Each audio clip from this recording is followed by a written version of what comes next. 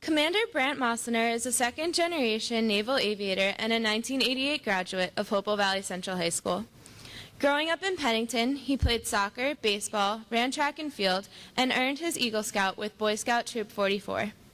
He graduated from Auburn University in 1992 with a degree in aerospace engineering and was commissioned an ensign in the United States Navy. His Navy career began in Pensacola, Florida, where he completed aviation pre-flight indoctrination in November of 1993. He then reported to Naval Air Station Corpus Christi, Texas, for the primary, intermediate, and advanced phases of flight training. He was awarded his Wings of Gold and designated a naval aviator in December of 1995. Commander Moslener completed 2 operation tours flying the P-3C Orion out of Naval Air Station Brunswick, Maine. He deployed to Sigonella, Sicily, supporting various operations over the former Republic of Yugoslavia, as well as Operation Enduring Freedom, supporting the global war on terror. Additionally, he deployed to Keflavik, Iceland, in support of anti-submarine operations in the North Atlantic Ocean. Commander Moslener's shore tours include U.S. Naval Test Pilot School, both as a student and as an instructor pilot, and the Naval Air System Command as a test pilot, the lead engineer for the P-3C aircraft, and the integration lead for the P-8 aircraft. In November of 2010, he reported back to the U.S. Naval Test Pilot School as the executive officer and assumed the duties of commanding officer in March of 2012. The U.S. Naval Test Pilot School provides instruction to experienced pilots, flight officers, and engineers in the process and techniques of aircraft and systems tests and evaluation. The school investigates and develops new flight test techniques, publishes manuals for the aviation test community, and conducts special projects. Graduates go on to perform developmental and experimental flight tests for future aircraft and weapon systems prior to fielding for operational use. Notable alumni of the Naval Test Pilot School include astronauts Alan Shepard, Scott Carpenter, Jim Lavelle, Wally Skira, John Young, John Glenn, Pete Conrad, Alan Bean, Mark Kelly, and Richard Gordon. He has logged over 3,000 flight hours in over 40 different aircraft, ranging from Russian-built MiGs to sailplanes to fourth-generation fighter aircraft. He holds a master's degree in aerospace engineering from the University of Alabama, and his decorations include the Meritorious Service Medal, Navy Commendation Medal, and the Navy Achievement Medal, along with various unit and campaign awards.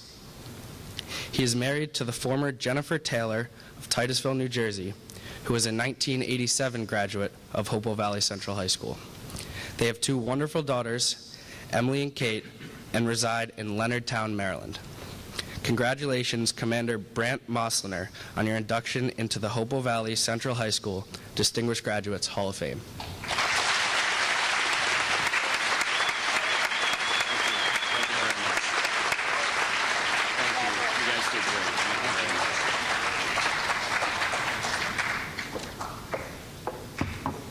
Thank you both for the introduction. You guys did great, and I appreciate it.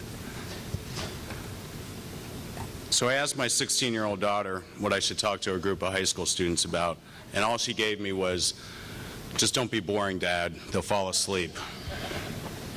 Unfortunately, they couldn't be here, but I'll do my best, so please stick with me.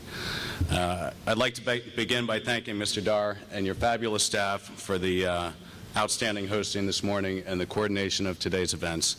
It's truly appreciated, and I'm honored to be here. I would also like to thank Mr. and Mrs. Joseph Sinninger for nominating me for this prestigious award. I am truly humbled by your effort. I've known the Sinningers since I was about 9 years old through various community activities to include Boy Scouts, church, sports. They've always been pillars of the community and helped make Hopewell Valley what it is today. And I thank you for your continued community involvement. For the students, I encourage you to find your passion and follow your heart. I've been very fortunate through my life that I've been able to make a career out of my passion, naval aviation. As my flying career in the Navy winds down, I often find myself saying, I feel like I'm back in high school trying to figure out what I want to do when I grow up. But actually, it was much clearer for me back in high school than it is now. I wanted to fly airplanes in the Navy, and there was really nothing else that I was interested in. I'm thankful for the tremendous opportunity and responsibilities this country has offered me. I've had the opportunity to fly numerous aircraft all around the world and lead some of the most talented people in the world. Okay, enough about me, back to the students. I encourage you to take the more challenging path. Be it the classes you take here in high school, the sports you go out for, your college major, or your chosen career. I have never heard anyone say that they took the easy path, and that made all the difference. You will find that you can often accomplish more than you think. I had a track coach here in high school named Nick Sebasto, and he used to say, reach for the stars, the worst that can happen is you wind up a little bit short. He was absolutely right. The summer between my junior and senior year, I was trying to figure out an elective to take in the fall. Somehow, my father convinced me to take probability and statistics. Now, this is one of the classes that all of the smart kids took, and I definitely was not one of the smart kids. I was simply an average student, if that, on grade level for math. Most of the smart kids in this class had already taken the other math classes that I was signed up for. Well, I decided to give it a shot, but I warned my dad that it might not work out. Mrs. Van Oy was my teacher, and I am absolutely thrilled to see you here today. I remember getting my first test back in that class, and I got a B, and I was absolutely thrilled. I found that I could maybe hang with the smart kids. I think I wound up getting a B in the class, but the small boost of confidence and my dad's encouragement followed me through the rest of my life. And that confidence has nudged me to take and face challenges and take risks that I may not have otherwise taken. So for Mrs. Van Oy, perhaps if it wasn't for you, I wouldn't be standing here today. So thank you.